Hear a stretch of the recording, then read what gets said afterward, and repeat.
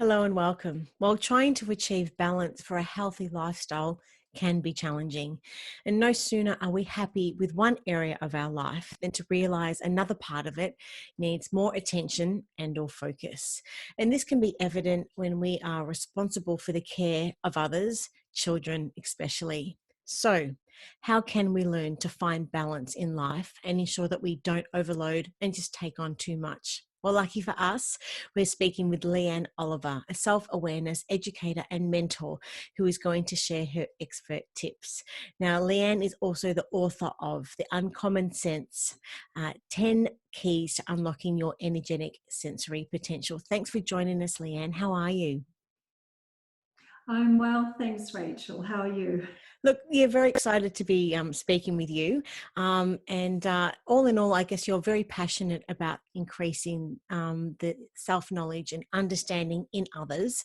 So initially, I'd love to know, like, why do you personally think it's so common that people struggle just with finding balance in their lives? Yes, look, I think that what happens is that we find ourselves completely overwhelmed with lots of different inputs and certainly commitments that we need to address, Mhm. and that can definitely overload us, and we can just find ourselves just running to try to keep up with everything. And it's really a habit that we get into, that we just think, okay, more and more and more and more. Just keeps going. And it's something that we don't probably sort of take note of and or sort of have an inventory of what we're actually popping onto our plates, and that they very, very quickly can become sort of overfull. And is that what it is, that we don't necessarily take note of what we're sort of cramming into our days, weeks and months? Yes, I think so. I think that we the more we do, the more that there actually seems to be to do. So I think we just expect more of ourselves, and we just find ourselves flooded with activities and things, and nothing seems to sort of be let go of. Everything is just an extra. It's just added on to. Mm. Yes. And 2020, what a year we've had. And it's, of course, brought parents a whole plethora of new challenges, including homeschooling, balancing working from home. Managing the anxiety, I think, of COVID has been a really big one. The managing our own anxiety as adults, of course, looking at our children, and then the possibility of having to care for our parents and grandparents as well, amongst many other things that we've got on our plate. Talking about what you're saying before, putting more and more onto our plate. So, with so much going Mm. on at the moment, is the possibility of achieving balance at the moment realistic? And or do we have to commit to just wanting to achieve it? Look, I think that it definitely is, but we need to become very aware of how we're spending our energy, and, where we can actually manage things a little bit differently. So I think that that's fundamental in going forward. Most people are not aware of where they're falling down, and even if they may have an idea, they are very unclear as to what they can do to manage that differently. They just Mhm. accept that this is the way that it is. And you're absolutely right. This is a time that is very challenging in so many ways. And so we need to be even more aware of how we're spending our time, the kinds of areas that we're putting energy into to be effective. Because, look, if we're going to spend energy, we want to make sure that we are spending it in the right way, and it's an investment that we're making, rather than just something that we're getting ourselves our energy and just throwing it out the front door. That's not what we want to be doing right now. Mhm. So some people may be overthinkers. I mean, how would you categorize, I guess, the main sort of areas and categories where people may be exerting energy that they don't even realize it? How would you sort of categorize that? Well, look, I think it's a kind of it's a very individual thing. Okay, so people have different energy levels, and they have different ways in which they can become unbalanced. For Mm-hmm. some people, they tend to overthink. For others, they're more feeling, more sensitive, and so their energy gets, zapped in that particular way. Mm-hmm. For others, it's a very physical kind of thing. So I think it depends on, it can certainly depend on circumstances. It can depend on the day. It can depend on how you are as a person. So, that comes into it as well. But certainly it can be circumstantial. But I think we just need to watch our energy over a period of time. Most people tend to know if they're overthinkers or if they're overdoers or if they're overly sensitive. Most people they'll be able to tell you that they're that way inclined. So I think it's knowing what to do with that. It's one thing to know that you actually are this particular person, that you are spending your energy like this, but how do you actually manage it? That's what's really key here. So the knowing is not enough. It's the doing, obviously, that makes the difference. And that's what we're going to be talking Absolutely. about today. Absolutely. Yeah. Mm-hmm. So in saying that, we published your article and the title is Learning Self-Care, Practices to Address Energy Fluctuation and Overload. Now, for someone who hasn't yet read the article, please tell us what it's about and just tell us what inspired you to write it.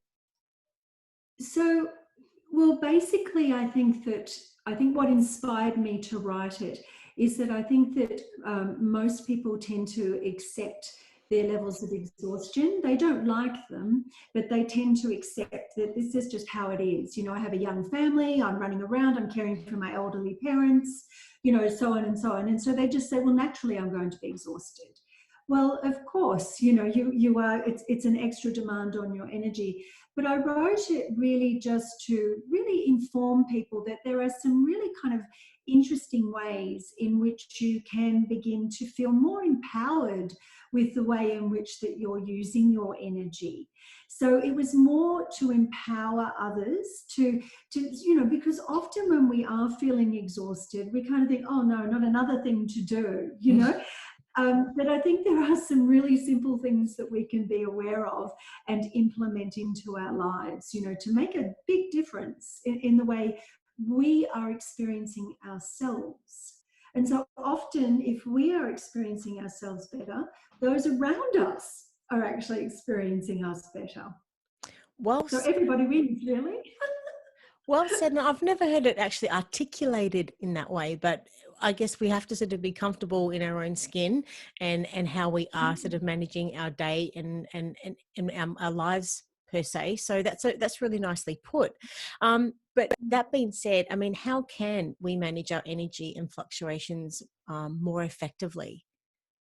Well, look, I think that the thing is that it's very important for us to identify what areas we're falling down in. So there are three sort of main experiences, if you like, of energy for us during our days.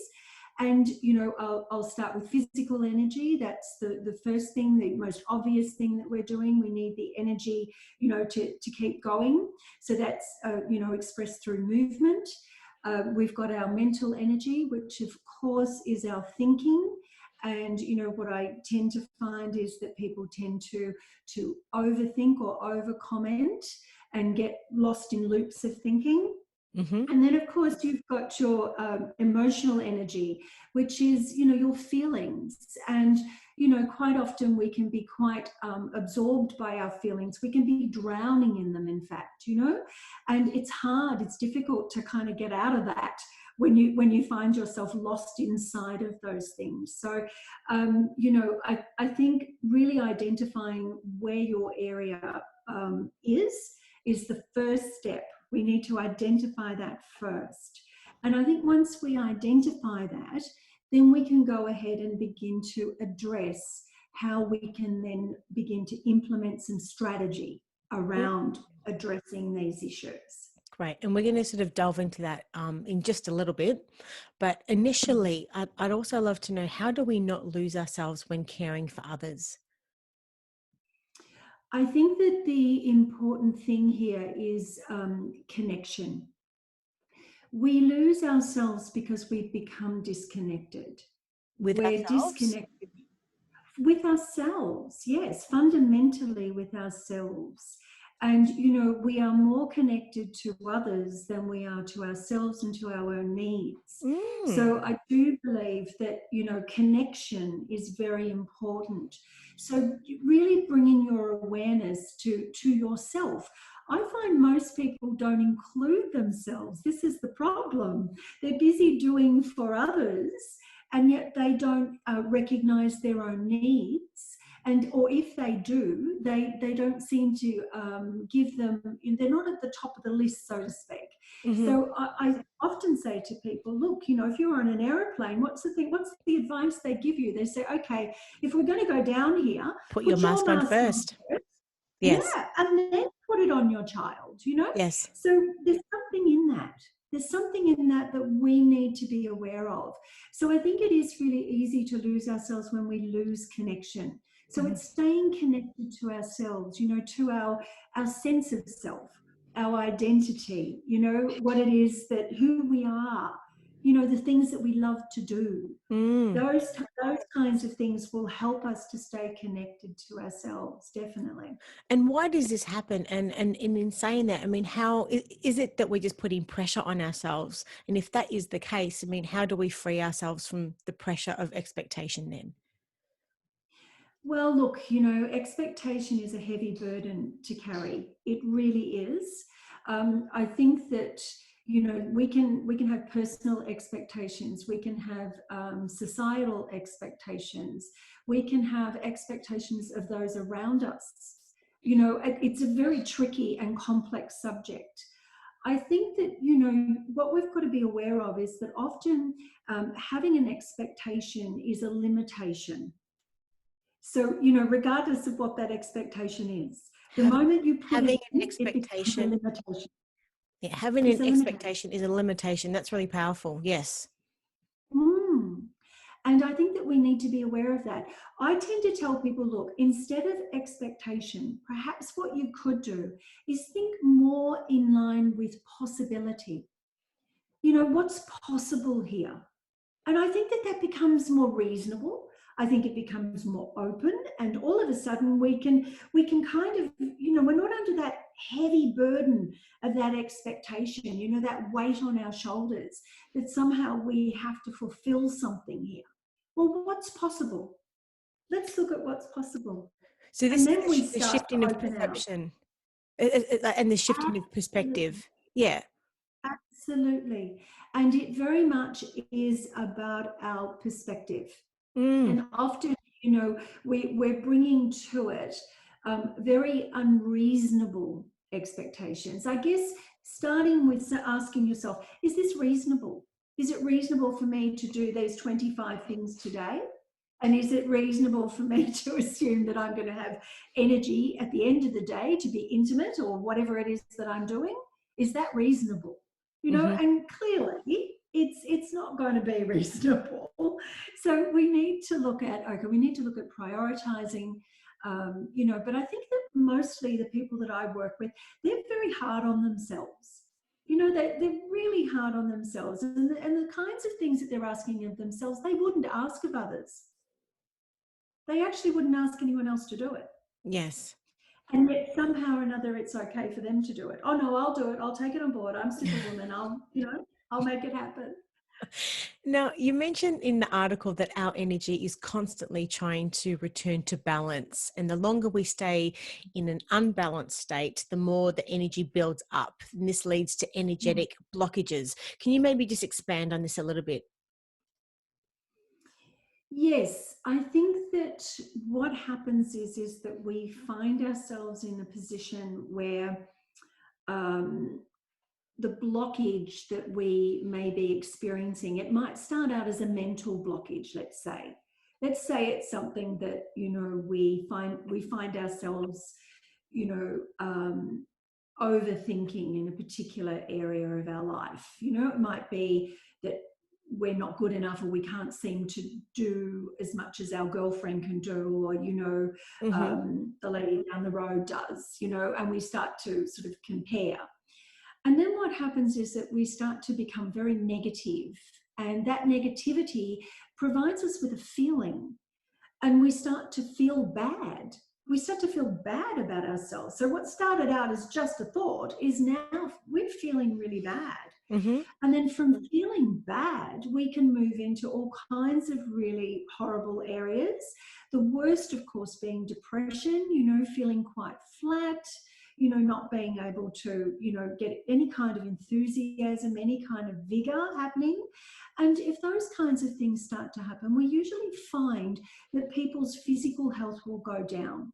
So they might find themselves, their immune system is perhaps, low, or they might find themselves, with a sore back, or, those kinds of things. So it has a rolling on effect.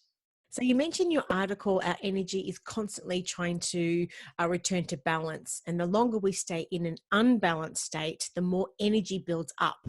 And this leads to energetic blockages. So can you maybe just expand on this a little bit for us at the moment? Sure.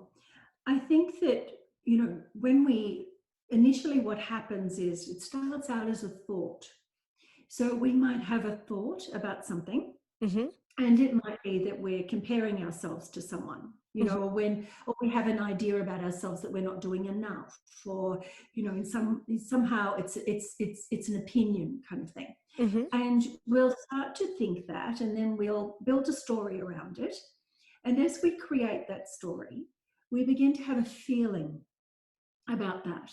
And often it's not a good feeling, because we're feeling quite negative, and we start to move into our feeling level. So our thoughts and our feelings start to mix together, and it can affect our energy levels, where we become lethargic, we don't want to do very much.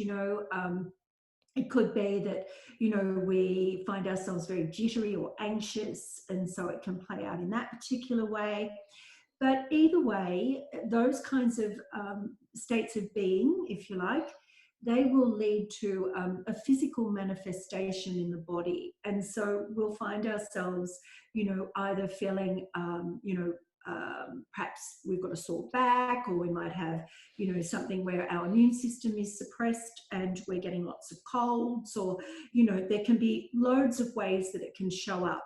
But I'm sure that people will understand that this is a flow-on effect, and it all kind of starts with the way in which we are choosing to connect with our life by choosing the thoughts that we have about it. Wow. So they're very important, those thoughts. This is really powerful. So you're saying that from a thought, it converts to a feeling, and that feeling manifests a physical change in our bodies. Now, this can be both positive and can be negative, but we're at the moment we're speaking about the negative effects of a negative thought, a negative feeling, and then how it can manifest negatively in our body and affect our health. Is that correct? Yes, yes, absolutely. Mm. So, that being said, in the article, you do break down all different, I guess, scenarios, how this can sort of manifest in our lives. And it starts with overloading, I guess, our lives with doing too much. So I wanted to ask, what is counterbalancing, and what are the 3 tips that you can share to help us achieve it? Okay, so counterbalancing is when we become unbalanced in any way. So whether it be, that I've suggested before that sometimes people are more in their head, sometimes they're more sensitive, and sometimes they're more doers. And so depending on where that balance or imbalance is showing up, Mm-hmm. what I suggest is to counterbalance. And how we do that is by, identifying the particular area that we are having issues with, and then taking steps, if you like, to restore the balance. And so overloading the self, so overloading any one of those areas, is that we need to look at, there are 3 tips that I give for overload. And those 3 tips are to, stop the deficits in your life, Mm-hmm. to actually look at where it is that you are depleted. So really look at, okay, am I depleted emotionally?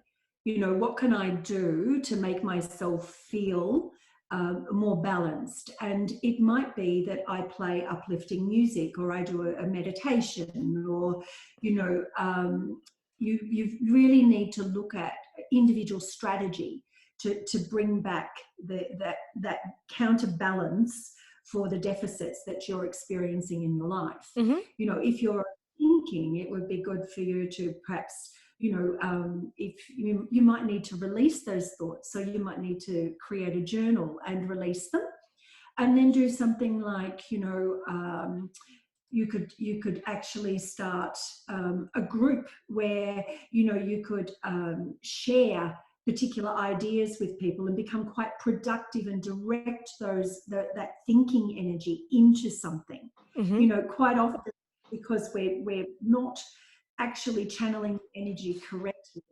You know, if it's physical energy, you know, if you're wired, you know, if you can't, I always say, you know, tired but wired, you know, running around everywhere. Well, then, you know, perhaps physically you could decide that, you know, I'm going to just move slower. You know, it's amazing what that can do. Yes. You know, we're used to moving at a particular pace, you know, slow it down.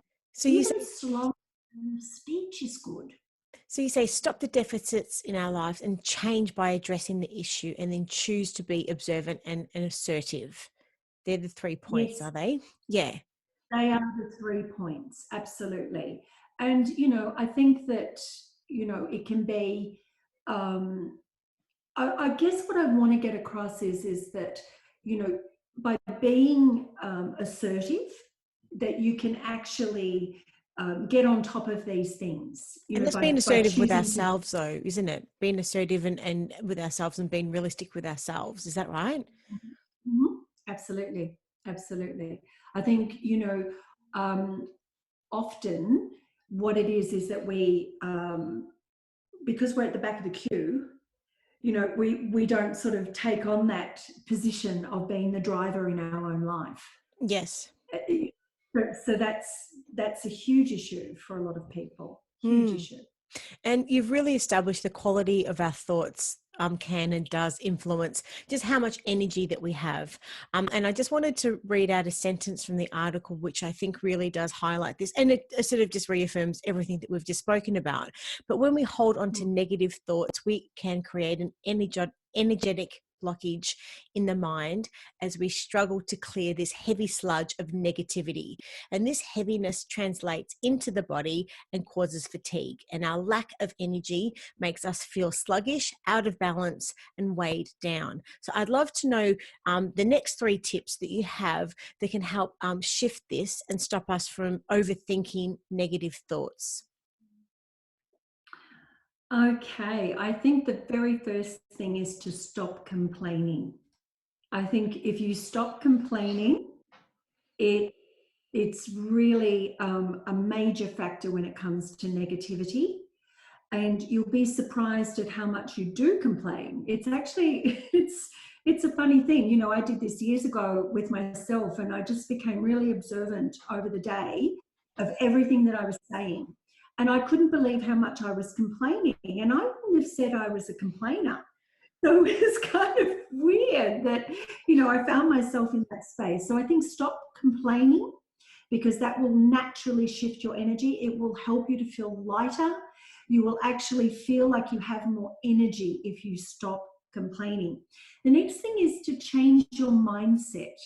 You know, we have a mindset, a fixed mindset that we operate within. And, you know, we find ourselves just going to this default setting. You know, look at your mindset. You know, where is it? Are you focusing on things that perhaps you don't need to be focusing on? You know, are you focusing a lot on your past, for example? That's something a lot of people do, and they rehash that a lot. And that can feel very heavy when you're carrying years and years and years of negativity on your shoulders. So that's another way. And I think the third way is to choose a better attitude. You know, there's nothing like an attitude shift, I say. You know, if you're feeling miserable, look at your attitude and ask yourself, is there another attitude that I can actually access here? Is there something else that I can bring to this instead of being pessimistic? Could I choose to be optimistic? And what would that look like if I did that in this situation? Hmm. So I think those things are very powerful ways to really address overthinking. To stop complaining, to change your mindset and choose a better attitude. What great advice. And I mean, that being said, some of us learn to suppress our true feelings and or we ignore them altogether. And I guess this can only cause them to build up beneath the surface and come bursting out at some later stage. So I'd love to know, Oh, what do we need to do to stop the overflow of emotions? okay, they're overflowing because they're full. Okay, it's just like filling a jug. If you fill it up to the top with water and you keep filling it, it's going to make a mess. And our emotions are no different. What I find is we block the flow of our emotions because we're afraid. We're afraid that if we let out how we're feeling, that somehow it won't be accepted. And, so we tend to suppress them and push them down. And by doing this, we're not validating our feelings. So I think it's really important that we validate our feelings by not ignoring them, by actually saying, okay, I'm feeling sad. Okay, that's okay. You can feel sad. It's not a crime to feel sad. I always say to people, sad isn't necessarily bad. It may be if you make a lifestyle out of it, but it's not necessarily bad in and of itself. So you may have very good reason to feel sad in that moment. But then if you allow yourself to acknowledge that, and I've got this thing where I encourage people to become their own best friend. I think especially where your feelings are concerned. Because often it's difficult because we don't always get the opportunity to express our feelings to those people who've actually evoked them. Hmm. So our Stop best ignoring it. friend. So we have to stop ignoring our feeling. Is that what you're saying? Yeah. Yes, acknowledge that feeling and saying, well, okay, I am feeling sad. And then perhaps, you could bring your best friend out to say, well, that's okay. This will pass. And, it may be that, this is a sad situation. But you know what? We're going to look at it another way and we're going to address things in a way that will help you feel a little bit more empowered. Hmm. So it's really about being that friend, to yourself. That's one way. So stop ignoring it. I think to change your reactions by responding instead. Mm. I find people when they're emotional, they're very reactive. It's like, things just burst out and they don't often choose to respond. They will just simply react. And this doesn't end well. It's not something that, often is ideal for a Hmm. situation. We're not meeting it in the most appropriate way. So, just reminding yourself that just to take a minute, just not to react, but just even if you just take a couple of breaths and then choose a response. But always remember that, if choose the response that's going to give you the outcome that you want. Hmm. And to stay Quite focused often, and calm, definitely. yeah, because we don't choose the right kind of response often. Yes. It's because we're trying to punish or we're trying to, justify or, so often it's not really going to give us the results that we would like to achieve. Yes. So really have a little bit of thoughtful consideration when Hmm. it comes to the way to express your emotions. And, as you've mentioned, being consumed by expectations puts unnecessary pressure on ourselves, especially by the Mm, idea of what makes the perfect or a good parent. This is something I mm, think a lot of people would sort of, sort of be challenged by these. But, also these expectations create a lot of pressure in our lives as they hold, our present sense of well-being at hostage, and to a future that may or may not happen, the things that we worry about and are concerned about in the future. So I'd love to know, what 3 tips can you share with us today that could free our minds from being consumed by the expectations that we're putting on ourselves? Hmm. I think the very first one and the most fundamental is just stop trying to live up to expectations. They are often unreasonable. They are often unreasonable. They are often something that we have, pieced together through, through our belief system. And, sometimes, they can be very outmoded. For example, we might be trying to live up to, our own mothers. We might be looking at, our mums and say, oh gosh, mum could raise 6 kids and I've only got one and look at me, it's this kind of thing. And I think that we've got to kind of be very careful with that because, everything is appropriate to its time. And raising children back in your mother's era was completely different to raising children today, and the Mm-hmm. demands are very, very different. So I think that we need to be aware of what is unrealistic. Placing too many demands on the self, being reasonable. You might have to say, well, today is a day where I have a step back day. I advise some of my clients to, is today a step back day? Is today the day that you need to, have a go slow? Is that the day? And if it is, you need to listen to the body, you need to listen to the mind, you need to listen to the heart, and you Mm-hmm. need to follow that. Because 9 times out of 10, people will say to me, "I had a step back day," and the next day I was so invigorated that I did this and this and this, and it was way beyond anything that I would normally do. So sometimes just that little bit of a step back can actually make a huge difference in the way in which we choose to go forward. Mm-hmm. So that's one way. Another way is to change your story. We have a story around these In expectations, our whether we minds, are or we just not. play over and play over and play over in our minds.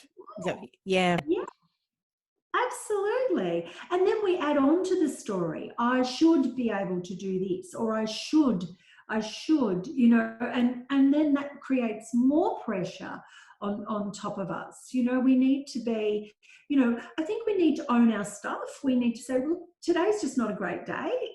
Today I do need to step back, or today, I'm going to do this and this, and that's it. And anything else I do is a bonus. Mm-hmm. So I think it's about being realistic. But the story behind it, if I don't do these things, what does that mean? I'm a bad person. I'm a bad mother.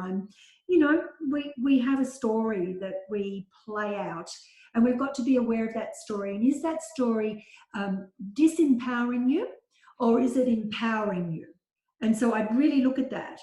And if it's not empowering you, I think what would be good is to shift it to a story that does empower you. Wonderful. So there's that. And of course, choose to explore the possibilities. What's possible here?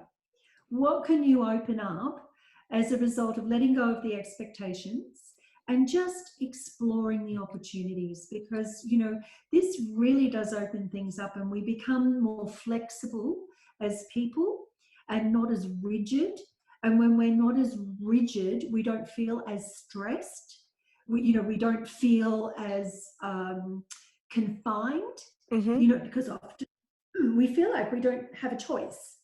So just opening things up to possibility will certainly increase flow. Absolutely. Yes.